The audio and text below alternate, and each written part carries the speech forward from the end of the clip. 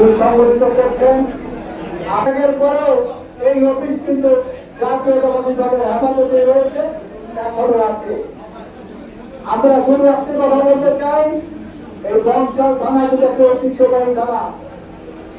এই থানায় যারা নেতৃত্ব দিচ্ছেন তাদের কাছে আমার ব্যক্তিগত অনুরোধ থাকবে, আসুন আমরা আবেগ এবং রাগের বশীভূত না হয়ে কোন ব্যক্তিকে নিজের স্বার্থে দূরে ফেলে না দিয়ে দলের স্বার্থে একে অপরের ভাই বন্ধু হিসাবে কাজ মিলিয়ে আমাদের আগামী দিনের নির্বাচনী বৈতরণী পার করে দেশটা তারেক রহমানের হাতকে শক্তিশালী করার লক্ষ্যে ঐক্যবদ্ধ হতে হবে।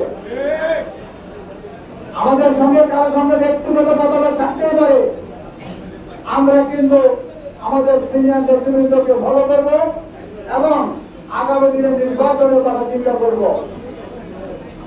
আপনারা একটি কথা জানেন, এখনো কোন এক ব্যক্তি বলতে পারবে না যে আমার এই নমিনেশনটা কনফার্ম হয়ে গেছে, আমি নির্বাচন করব। এটা কিন্তু এখনো কনফার্ম হয়নি। দেশটা তারেক রহমান যাকে নির্ধারণ করবে তিনি নির্বাচন করবেন, আমরা সকলে তার পক্ষে কাজ করব।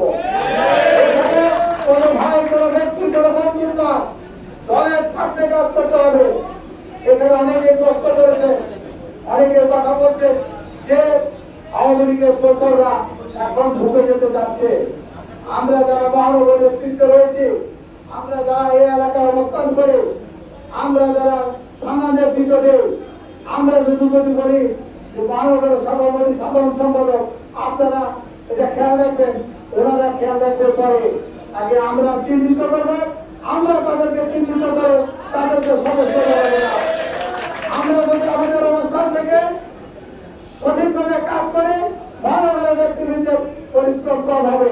ওনারা এই এলাকায় থাকেন না, আপনারা আমার মাধ্যমে শুনছেন উনি আওয়ামী করে উনি জাতীয়বাদী করছেন, সেগুলো করে। সুতরাং আমাদেরকে আজকে বিমানে পরীক্ষায় অবতীর্ণ হতে হবে।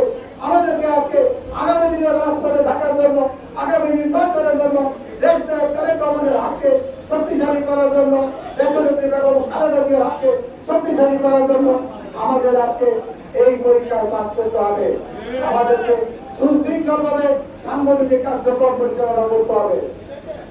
আপনাদের সকলকে যারা নতুন সদস্য নবায়ন করবে বাংলাদেশ জাতীয়তাবাদী দলের পক্ষ থেকে নতুন সদস্যদের এবং যারা পুরাতন রয়েছে সিনিয়র নেতৃবৃন্দ রয়েছে তারাও আজকে এখানে সদস্য সংগ্রহ করবেন।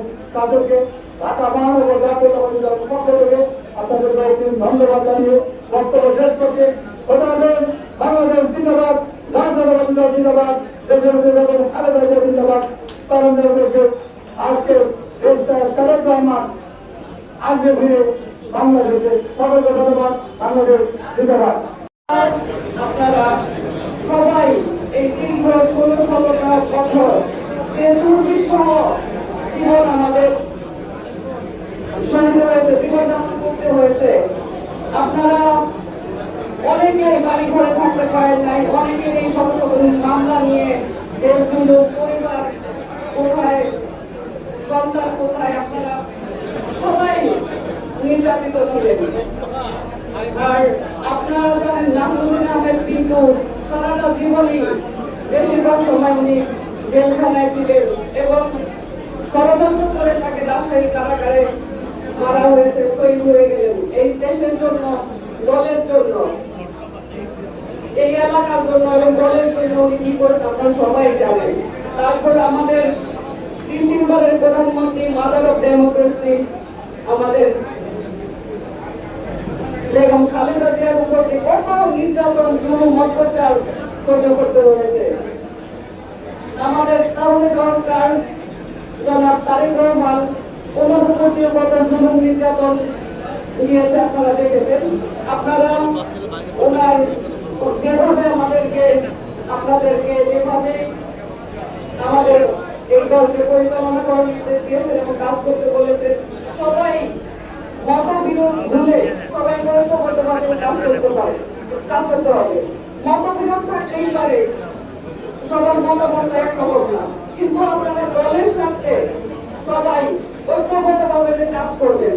কারণ দেখেন 16টা বছর কি নির্যাতন, কি জুলুম, অত্যাচার পর্যন্ত সেই ঘুমের রাত্রে সেই মামলা রাজ্যে যেন আর ফিরত যেতে না হয় সেই জন্য আপনারা ঐক্যবদ্ধভাবে কাজ করবেন এবং সবাই মতবিরোধীদের মত ভুলে আপনারা ঐক্যবদ্ধভাবে এই শহীদ প্রেসিডেন্ট জিয়াউর রহমানের আদর্শের এই রাজনীতি আপনারা সুন্দরভাবে কিভাবে করা যায় এবং আমাদের এই দেশে কিভাবে আরো সংঘবদ্ধভাবে কাজ করা যায় এই কাজগুলি আপনারা করবেন। আপনারা খেয়াল রাখবেন যেন কোন মাদক ব্যবসায়ী অন্য দলের জাতীয় পার্টি বিএনপি বা অন্য দল যেন এখানে ঢুকতে না পারে চেষ্টা করবেন। আপনারা এইগুলি খেয়াল রাখবেন। আর আপনারা অনেক কষ্ট করেছেন, আপনাদের অনেক অনেক ধন্যবাদ। আমি শেষ করছি। আসসালামু আলাইকুম। এবং খালেদা জিয়া জিন্দাবাদ।